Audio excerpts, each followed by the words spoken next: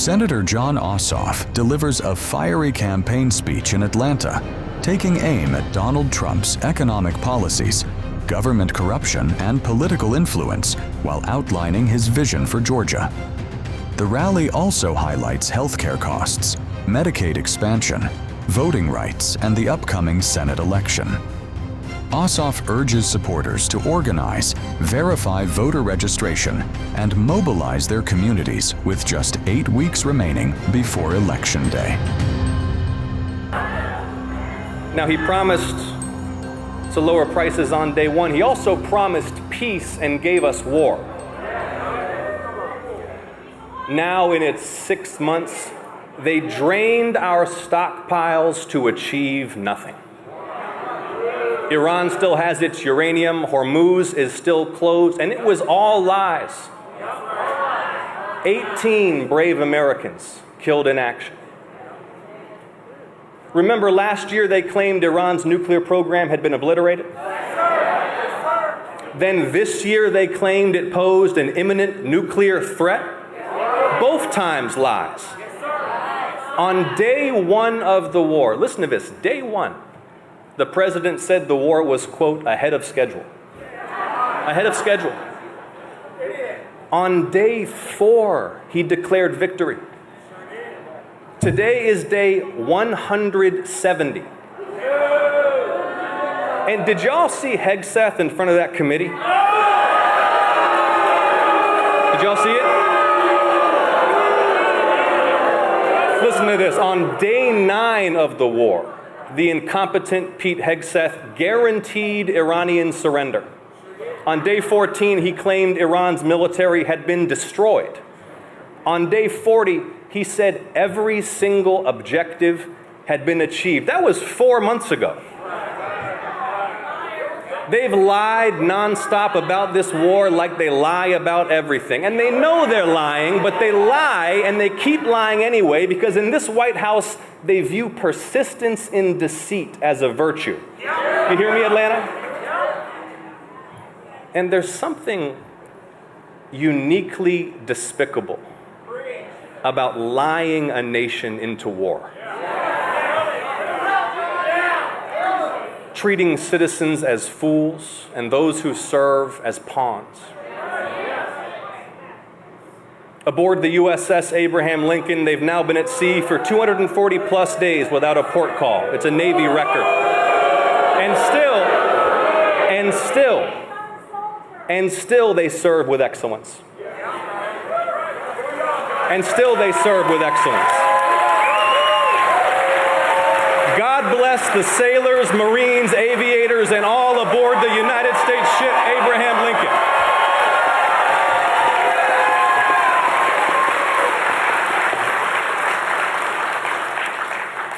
See, they don't expect luxury. They'll endure hardship. But they deserve competent leaders who send them into combat only when necessary, and with decisive clarity of purpose, not fools who lie about the purpose and progress of war. And while the sailors on the Lincoln fight his war, while he fruitlessly drains our munitions and oil reserves, the president sleeps through his meetings. He golfs and trades stocks. See, he doesn't want to do the job. He wants to build his ballroom and travel with Natalie on their apparently defenseless flying palace gifted by the Emir of Qatar.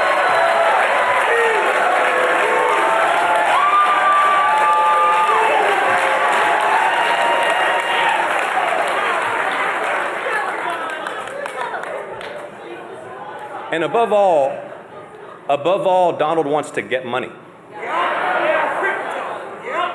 How much have you heard about the president's stock trading? When he first announced the tariffs, you remember that? He called it Liberation Day. And it crashed the markets because it was clown policy. You remember that? Okay, so follow me through on this. He announces the tariffs on April 2nd of last year. The markets tank nonstop for like a week because it's a disastrous trade policy. And 6 days into the crash, April 8th, Trump buys millions in stock. I'm talking Amazon, Nvidia, Apple, Microsoft, Berkshire Hathaway. And then the very next morning, April 9th, he posts on Truth Social, quote, "This is a great time to buy." 3 exclamation marks. Okay, now listen to this. 3 hours and 41 minutes after that post, 1 day after he bought millions in stock, he canceled the tariffs and triggered one of the biggest same-day rebound rallies in market history. He's trying to get money. And you saw now he's offering paid subscriptions to presidential announcements, right? Just understand what's for sale here. The sitting president's pronouncements on war and peace and economic policy delivered first to paying customers? What an absolute crook.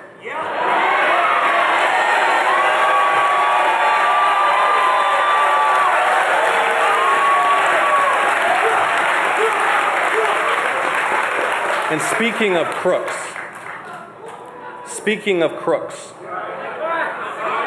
not a lot of people know this, but Congressman Mike Collins is literally one of the most active crypto traders in the entire Congress, House or Senate.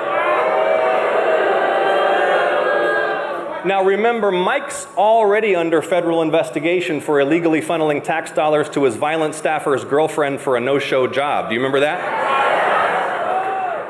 But Mike Collins also repeatedly broke the law hiding his crypto trading. Because he's like a scandal piñata. So every time you shake him, more misdeeds fall out.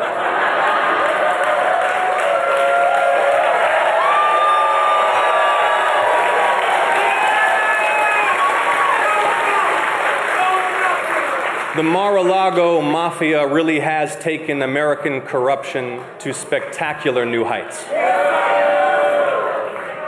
But corruption in American politics runs a lot deeper than Donald Trump. And see, I get why people voted for him. Because even before he came on the scene, American politics was coin-operated. Money's in, favors out. It's been running on corporate money, secret money, billionaire money, both sides. And when members of Congress aren't fundraising from lobbyists and corporate PACs, they're just trying to dodge getting bombed by these super PACs.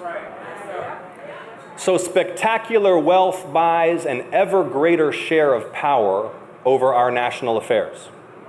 And this corruption is why nothing works for ordinary people. It's why you pay a fortune for prescriptions. It's why your insurance company gets away with denying your cancer treatment. It's why we're promised progress and we get more of the same. So many broken promises. We were promised tax cuts for the rich would grow the middle class. We were promised Iraq had weapons of mass destruction. We were promised fairness only to see banks bailed out while millions lost their homes. Do you remember that?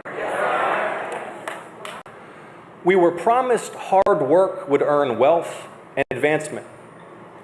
But for too many, the treadmill gets faster and steeper. Georgians work harder and longer, but the bills just get higher and higher. A 60-hour work week still needs SNAP.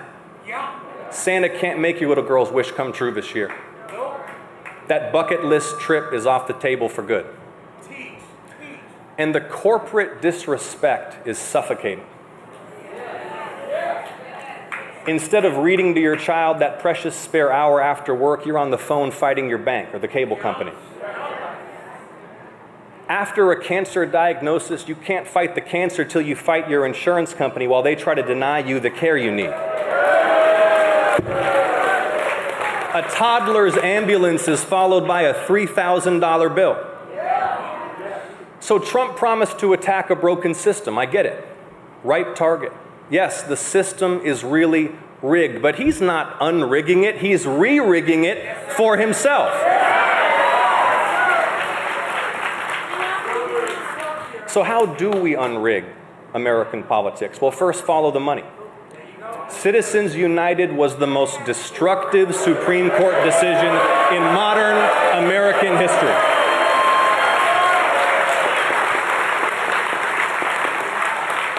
And see, Donald Trump's rise is a symptom of all of this. And I suspect many of you are here because you recognize that our task is not just to contain his wickedness, but to cure the rot that gave rise to it.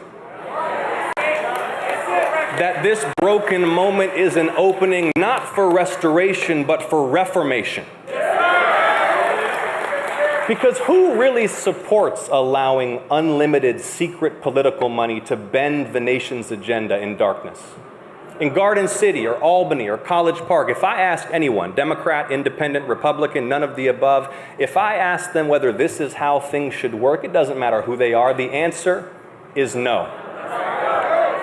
In Atlanta, if it takes a constitutional amendment to end Citizens United, we'll deliver a united Georgia to ratify it.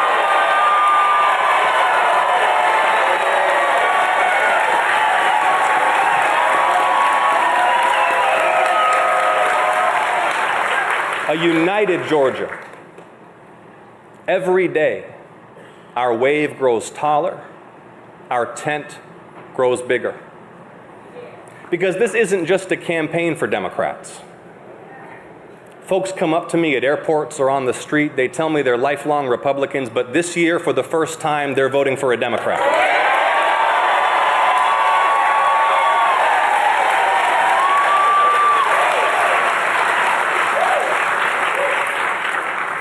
The mayor of Valdosta, Scott James Matheson, a friend of mine, a conservative Republican, he's backing this campaign. And when the storm hit, I was right there with him to check on folks, block by block, to serve meals, and then deliver federal disaster relief, because that hurricane didn't check party affiliation when it come to Georgia. And when it comes to serving Georgians, I don't either. I don't either.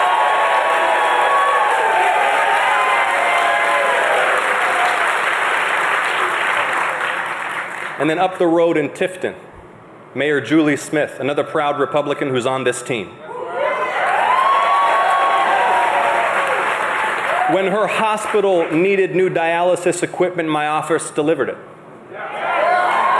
When Tift County pecan farmers told me they needed help lowering foreign tariffs on Georgia pecans, I got it done. I am grateful to Scott and Julie for their support. And there will be more bipartisan friends announcing their support in the weeks ahead. Because this is a campaign for everyone who craves sanity and competence and quality public service. This is a campaign for decent folk of all stripes who love our state and our country and care for each other.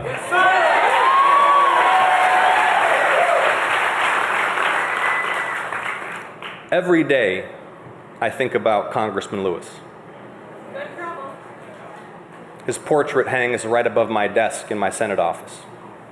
And even in his final months, he kept reminding us that we all live in one American house, that we all live in one world house. John Lewis called it the inevitable truth that we're all members of one human family. And I suspect many of you are here because you're so deeply troubled by the pain so many of our fellow human beings are enduring right now. The terror of a child watching ICE take away her mother. The despair of a cancer patient losing coverage mid-treatment. The silent panic of a grandmother when she sees the receipt for her groceries and then remembers there's 3 weeks left until her next Social Security check. And that ache in your heart, that pit in your stomach, that's what reminds us we're all in this together.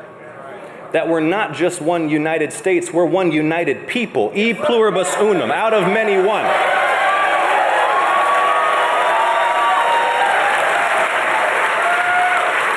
How how amazing is it that the most powerful nation on earth proclaims as our core values that all are created equal, with inalienable rights to life, liberty, and the pursuit of happiness, no matter how humble our beginnings, no matter our ancestry or when we arrived on these shores. Because Americans aren't a race, we're a people.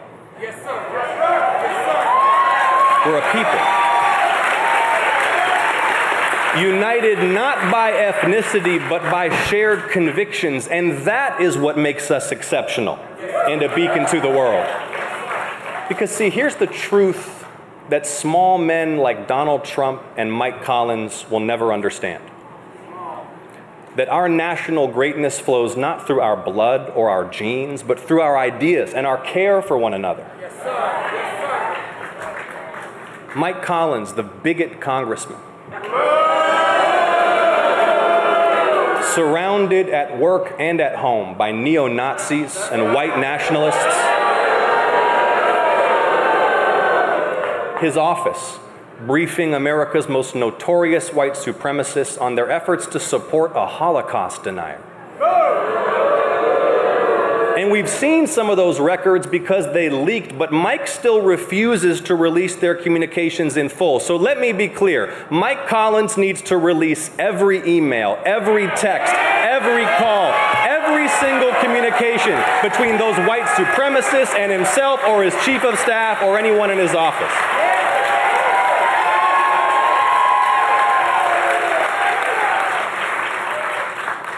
And then there's the neo-Nazi propagandist with 1 million followers producing neo-Nazi propaganda at Mike Collins' house while producing promotional content for Mike Collins' business.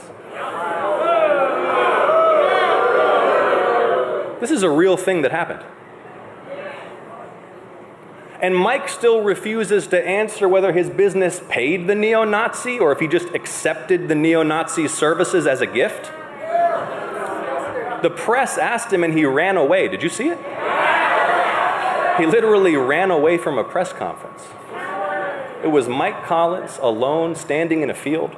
A reporter asks if he paid the neo-Nazi. He won't answer. Another asks if Mike endorses white nationalism. He won't answer. Mike literally gets so scared you can see his hand shaking at the podium until he just flees.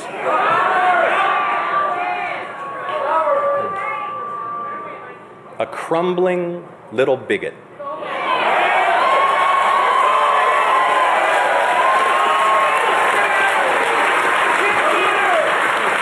And the sad spectacle of a collapsing campaign. Because see, Brian Kemp was right about Mike Collins.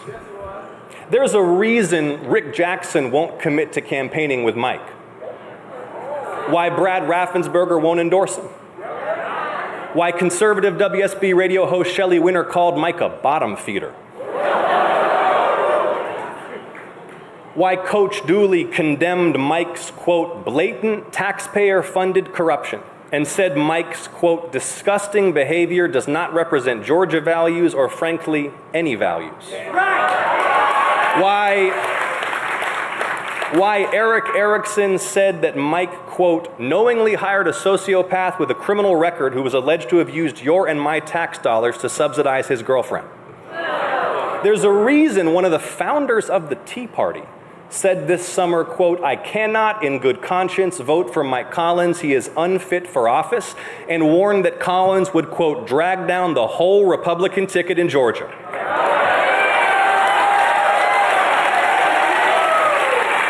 There's a reason.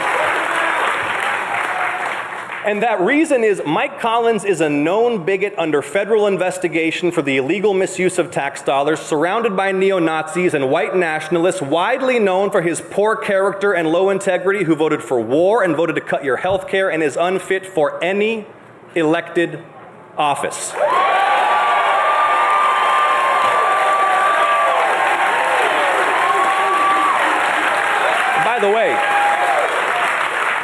By the way, if you think what's come out so far about Mike is bad, believe me, there's more and worse on the way.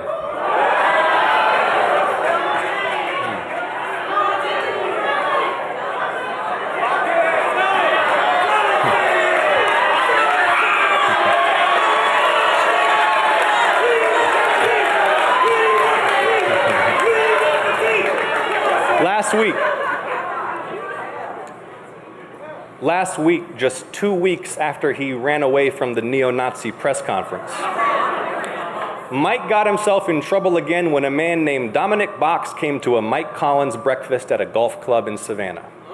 Because see, Mr. Box is one of those who helped lead the attack on the Capitol on January 6th. Convicted on 2 felony counts, pardoned by Donald Trump on day 1. Never let them forget. Yes, sir. They hunted the vice president to kill him. They built a gallows on the Capitol lawn. They assaulted police officers with flagpoles and bear spray, and they tried to seize the presidency for Donald Trump. And to this day, Mike Collins supports that violent attempt to overturn the election. He honors and defends them. He went to visit them in jail. And at that Savannah breakfast last week, Mike told Mr. Box he wants to pay those violent criminals with your tax dollars.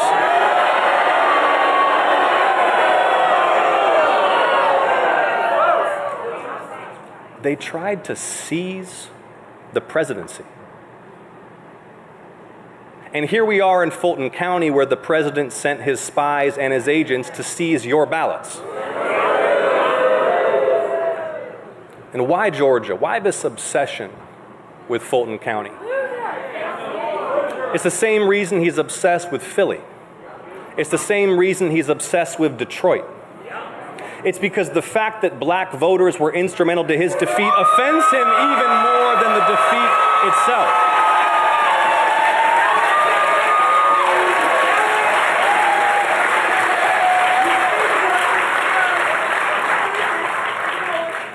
But how foolish of them to launch an attack on voting rights right here at the political and spiritual center of the very black history they seek to erase. In Atlanta, if Donald Trump thinks Georgia voters will be deterred or intimidated from exercising their voting rights after all that was sacrificed to secure them, he will be dealt his most resounding defeat yet.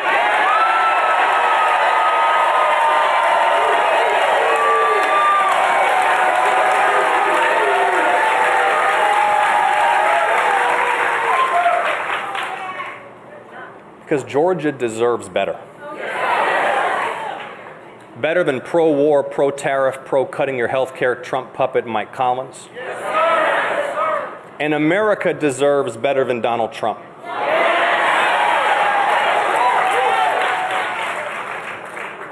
Just think, 250 years on, what the founders would see if they visited us today. They'd see that slavery had been abolished. They'd see that Americans without land, and then women, and then the descendants of slaves had secured voting rights. They'd see that our science and technology propelled human knowledge to unimaginable heights, and that those 13 colonies had grown into a superpower that defeated the Nazis and communism. They'd see a pluralist democracy, people of all colors descended from every point on earth, stitched together out of many nations into one. But they'd also see a nation that at the height of its wealth and power fell into the very traps they most feared. Consumed by bitter conflict between factions captured by special interests, losing touch with the great national spirit that defeated fascism, with the spirit that landed men on the moon and passed civil rights laws. They'd see that we did those great things, but then we succumbed to a small and self-serving politics unmoored from fixed moral principles, incapable of great inspiration or national achievement, with no real horizon beyond the next election. In Atlanta, what's required of us now is so much greater than what that small, self-serving politics can muster. I've got 2 little girls at home. Eva's 4, and Lila's 1, and I'm so grateful to this country for the security and the opportunity it affords them. But this isn't the world I want to leave them.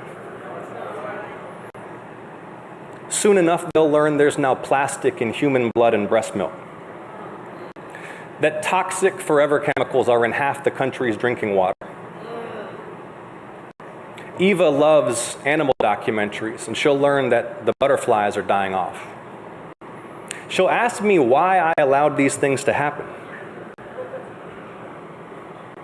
She'll learn about the nuclear weapons that still threaten annihilation. And when you step back and consider it, the situation is absurd. Tech titans dig bunkers and warn us the new intelligence they're training could lead to mass joblessness or human extinction, and our Congress debates ballrooms and youth sports. We've amassed enough firepower to end the world 1,000 times over, but we can't summon the will to guarantee health care and pre-K. I say all this to say that it's the crushing weakness of our politics against the unmet needs of our people and the massive stakes of our times that's shaking our faith in the future. But Atlanta, I refuse to leave my girls a world as dark and dangerous and cruel as this one threatens to become. See, when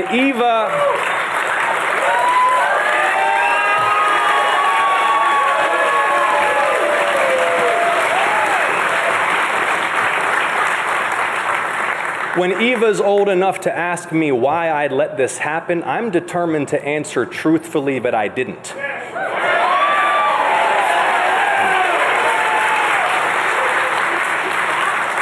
I'll tell her how the same year she turned 5, Georgia stood up all together, all at once, and said, "Enough is enough."